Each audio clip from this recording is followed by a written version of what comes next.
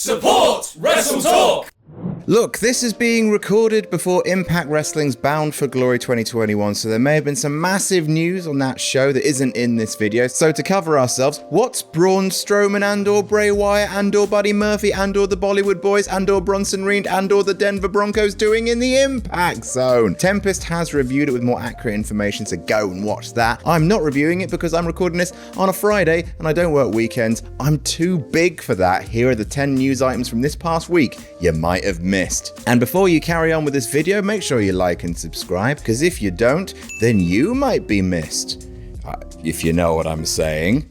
I think we all know what I'm saying. Number 1, Full Gear has not been spoiled. Wrestling's most adorable promoter, Tony Khan, was recently photographed at a football game and seemingly had the full card for Full Gear written on a piece of paper, looking like Luco and did at university, where he spent his classes booking his E-Fed on EWR instead of focusing on learning and getting a proper degree. Hopefully that tutu finally pays off for you, big lad. But while we all thought that Full Gear had been spelled out as clear as day once your Blade Runner enhanced the photo, TK says, we've been mistaken. He told Busted Open Radio, I've seen all these people jump into conclusions that, oh, that must be the Full Gear card. It's true, I announced that Kenny versus Hangman is the main event that we've all been waiting for with Full Gear. It's going to be a huge pay-per-view. It is absolutely booked. I just have notes and have been messing around with different ideas and playing around with stuff. You can even see it scratching around and written in pencil and has been erased. I think it's pretty fortunate because it's gotten a ton of buzz and has gotten people wondering, and people should be wondering. It creates more speculation, and now I'll leave you with more questions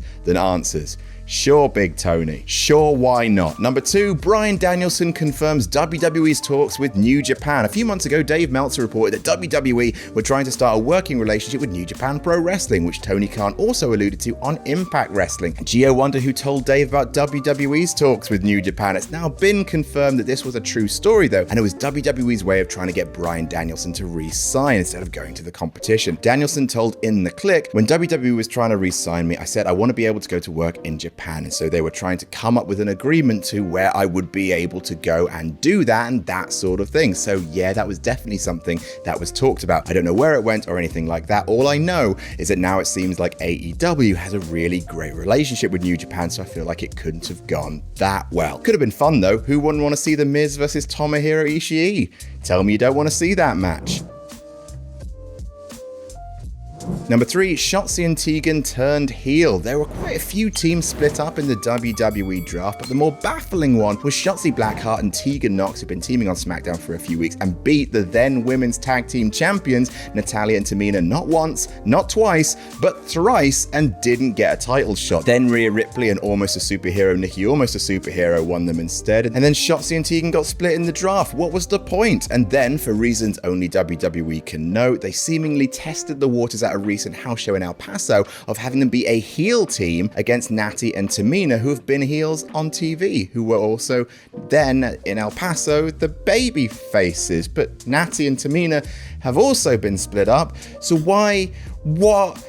By all reports from the show, they were actually quite effective heels, Shotzi and Tegan. Makes you wonder what would have happened if they hadn't been split up pointlessly in the draft. Maybe they could have won the belts and not lost them. Speaking of which, number 4, Rhea Ripley has lost her belt. Remember when Chris Jericho's AEW title was stolen from him? Well, this is a bit like that, only slightly more funny. Following a house show in Albuquerque, whose baseball team is taken from the Simpsons episode Hungry Hungry Homer, in which the Springfield Isotopes are bought by Duff, who want to relocate to Albuquerque. It's true, look it up. Rhea Ripley announced on Twitter that she had misplaced her suitcase, which didn't just have her gear in it, it also had the WWE Women's Tag Team Championship. She pleaded with her fans, sorry, her moshers with a Z because it's cool and it's 1999, to send her links if any of her gear was being sold online. Nothing about the title though, shows how much she cares about that. She still managed to wrestle that house show in El Paso, borrowing some pants from Damian Priest, and no one noticed. Number 5, real reason Eva Marie has been off TV. Speaking of things no one's noticed, has anyone else brought up the fact that Eva Marie just hasn't been on TV for ages? She was written off with an injury angle with Shayna Baszler following her Titanic feud against Dewdrop, and then that was it, nothing. And Baszler was knocked out of the tournament, so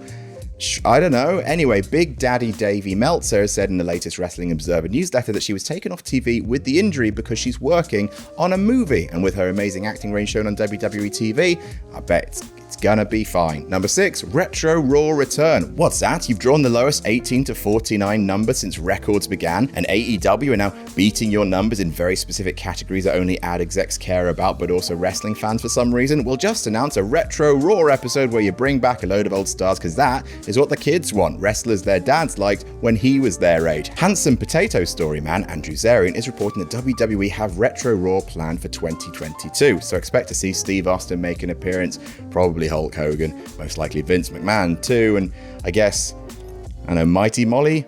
Number 7, Buddy Matthews to New Japan confirmed. Someone who likely won't be on Retro Raw anytime soon, however, is the former Buddy Murphy, who was released from WWE back in June. There's been plenty of speculation that the man who molded a lot of his matches around Kenny Omega would end up in the same promotion where Omega is the champion, but he will be stopping by first at New Japan Pro Wrestling, where they announced on New Japan Pro Wrestling Strong that Murphy, now going by Buddy Matthews, will debut on November 13th at Battle in the Valley, and New Japan is a really good place for him, guys. Like, we're gonna see some fun things.